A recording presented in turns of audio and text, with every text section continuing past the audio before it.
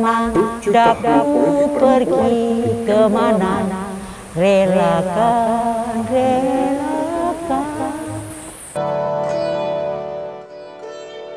7 tahanan politik perempuan di kamp Lantungan.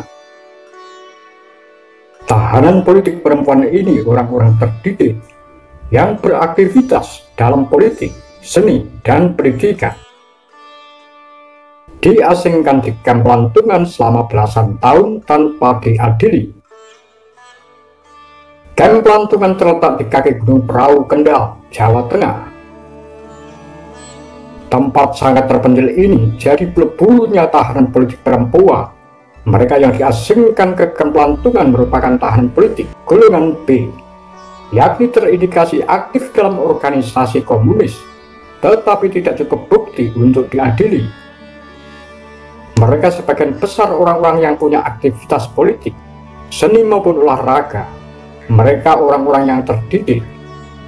Kata sejarawan Amurwani Dwi Lestari-Ningsih, mereka yang diasingkan di Lantungan ada yang aktivis Gerwani, mahasiswa, anggota CGMI, konsentrasi Gerakan Mahasiswa Indonesia, simpatisan PKI. Namun ada juga yang salah tangkap.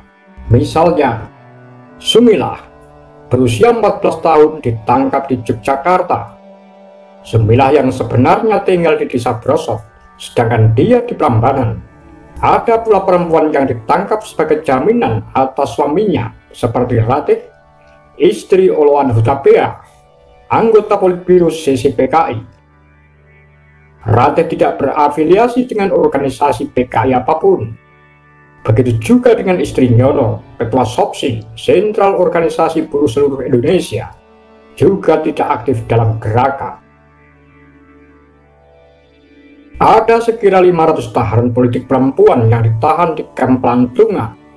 7 diantaranya sebagai berikut. Umi Sarjono, anggota DPR GR ini ditangkap lantaran mengetuai Gerwani, organisasi perempuan berafiliasi dengan PKI. Dia ditangkap bersama beberapa anggota Gerwani di Senayan.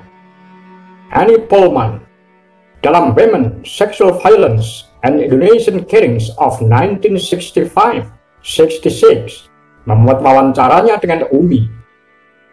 Umi mengungsi ke Senayan lantaran terjadi kerusuhan dan pengerusakan pasca 1 Oktober 1965. Rumahnya turut kena sasaran. Ia mengepak barang-barangnya lalu menginap kantin dan Wisma DPR di Senayan. Baru 1 malam menginap, Umi ditangkap lalu dibawa ke Kodam. Dia diinterogasi berhari-hari. Dalam setiap interogasi, dia menolak tuduhan bahwa Gerwani menarik telanjang dan menyiksa para jenderal. Dia ditahan di penjara Bukit Duri, lalu dipindah ke kamp Lantungan. Salawati Daud, dia dikenal sebagai tokoh yang membawa ideologi kiri ke Sulawesi Selatan. Berkat kampanye masifnya di Tanah Toraja, PKI menang di wilayah ini pada pemilu 1955. Hal ini memuluskan jalannya untuk menjadi anggota DPR fraksi PKI. Anggota Gerwani ini pernah menjabat sebagai wali kota Makassar ketika Sulawesi sedang berhadapan dengan Westerling. Pada hari penangkapannya, Salawati sedang menuju ke parlemen.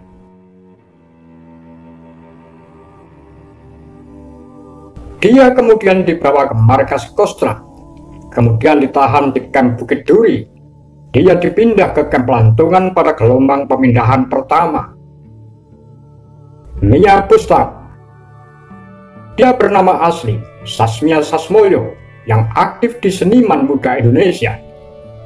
Pada 1962 hingga 1963, dia menjadi ketua Legra, Lembaga Kebudayaan Rakyat Yogyakarta. Dia pernah berkuliah di Universitas Rakyat, universitas yang didirikan PKI. Dia juga merupakan istri pertama pelukis S. Sujoyono. dia memutuskan untuk berpisah dengan Sujoyono karena menolak dipoligami. Dalam memoarnya Dari Camp ke Camp, Mia menceritakan detik-detik penangkapannya. Terdengar suara tembakan, orang-orang berbaju hijau berlompatan turun dari truk, dan salah seorang dari mereka berteriak. Semua yang berada di dalam keluar. Mia ditangkap pada 23 November 1965 di Yogyakarta. Dia ditahan di Polres Sleman, lalu dipindah ke Fred Depot pada Desember 1965. Pada April 1966, dia dipindahkan ke Wirogunan, Yogyakarta hingga 1971. Kemudian akhirnya di Kamp Lantungan. Pada 1976, dia dipindahkan lagi ke penjara Bulu Semarang dan dibebaskan pada 1978. Setelah keluar dari pengasingan, dia mendirikan organisasi mantan tahanan politik perempuan di Jawa Tengah dengan nama Sri Tanjung.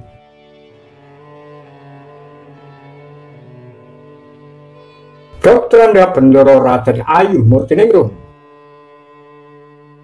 Murtiningrum adalah dosen bahasa Inggris di salah satu universitas di Yogyakarta yang aktif dalam Himpunan Sarjana Indonesia (HSI). Dia memiliki daerah keraton Yogyakarta. Meski kakaknya Sultan Hamengkubuwono IX, dia tetap kena ciduk rezim Orde Baru. Murtiningrum ditempatkan di Blok C. Menurut Amurwani dalam Gerwani, kisah tahanan politik wanita di Kamp Lantungan, tempat itu untuk tahanan dengan klasifikasi berat, seperti dosen dan seniman yang punya nama besar dan dikenal publik. Tiap blok memiliki ketua dan wakil ketua yang bertugas mengkoordinasi tugas dan piket para tahanan politik. Mereka juga menjadi penghubung antara tahanan politik dengan petugas. Murtiningrum dipercaya oleh teman-temannya untuk menjadi wakil ketua Blok C. Mereka percaya dia cukup cerdas dan kompeten untuk menampung aspirasi. Ketua blok harus pandai-pandai bermain agar mendapat kepercayaan dari petugas camp sekaligus tidak membiarkan petugas bertindak sewenang-wenang terhadap para tahanan politik. Tulis Amurwani.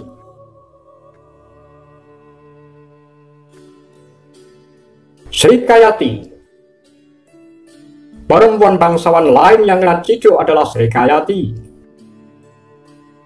Kendati berdarah Kasunanan Surakarta, dia menjadi anggota Lekra dan CGMI Surakarta. Bahkan suaminya Rewang adalah anggota CCPKI. Mereka yang punya ideologi yang dikala itu dilarang langsung ditangkap, termasuk anggota keraton. Sri Kayati ditangkap saat mencari suaminya di Surabaya. Pada saat penangkapan, petugas mengatakan bahwa Kayati hanya ditangkap sementara, dan bila Rewang sudah tertangkap, dia akan dibebaskan. Pada kenyataannya, hal itu tidak terjadi. Kayati dipenjara selama 14 tahun tanpa pernah diadili. Selama 3 tahun ditahan di Undaan Surabaya, dia menyaksikan bagaimana tahanan perempuan disiksa dan menerima beragam pelecehan seksual. Dia dipindahkan ke Kamp Lantungan pada 1971. Dr. Anda Heryani Busono Wiwoho. Guru bahasa Inggris ini anggota HSI Yogyakarta. Suaminya, Dr. Busono Wiwoho, merupakan dekan Fakultas Pedagogi UGM sebelum akhirnya menjadi tahanan politik. Heryani mulai menjadi tahanan politik pada 1965 dan dibebaskan pada 1978. Ketika Heryani ditangkap, anaknya berusia 4 dan 7 tahun. Selama 13 tahun di tahanan, dia menitipkan anak-anaknya kepada keluarga. Di Kamp Lantungan, dia menjadi ketua Blok C bersama Murtiningrum sebagai wakilnya.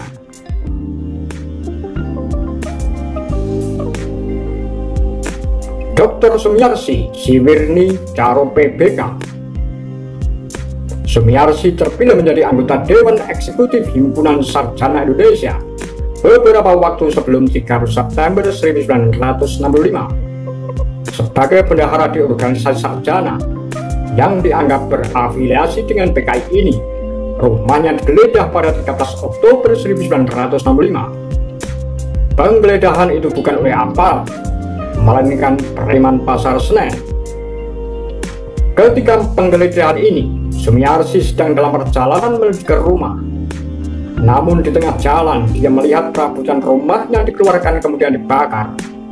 Dia mencoba menyelamatkan diri dengan bersembunyi di rumah tetangganya, Profesor Suprapto SH, seorang pengacara dan anggota pimpinan HSI Pusat. Dalam penggeledahan ini, para preman menemukan dokumen yang berisi permintaan sekretaris komite agar Sumiarsi menuliskan surat keterangan izin libur bagi orang-orang PKI yang akan berlatih dalam rangka Dwikora. Dari sinilah Sumiarsi kemudian dikenal sebagai Dokter Lubang Buaya. Kala itu, Sumiarsi menjadi panitia konferensi Asia Afrika Oseania KAAU. Berkat kebaikan rekannya yang juga panitia konferensi KAAU, dia dapat menyelamatkan diri dan menginap di Hotel Indonesia. Berbekal honor sebagai panitia, Sumiarsi menyelamatkan diri dari kejaran militer dengan berpindah-pindah ke berbagai tempat. Mulanya dia bersembunyi di Semarang, kemudian ke Salatiga selama sebulan, lalu kembali ke Semarang lagi. Setelahnya ke Surabaya. Namun di Surabaya tidak aman, dia pindah ke Bandung. Pada Februari 1967, dia pindah ke Sukabumi karena Bandung juga tidak aman. Di Sukabumi, dia menginap di rumah seorang mantri bersama beberapa orang lain yang juga bersembunyi. Di tempat inilah dia ditangkap. Sumiarsi dibawa ke kantor polisi Sukabumi, kemudian dipindah ke tahanan di Jalan Braga, Bandung. Setelah 2 bulan, dia dipindahkan ke penjara Kebayoran Baru, kemudian dipindah lagi ke penjara Pesing, Jakarta. Dia kemudian dipindahkan ke Sarangkalo, baru setelahnya dipindah ke penjara Bukit Duri. Dari Bukit Duri dia dipindah bersama dengan tahanan politik golongan B lainnya ke Kamp Lantungan. Demikian kura-kura, tagar lambe sundel.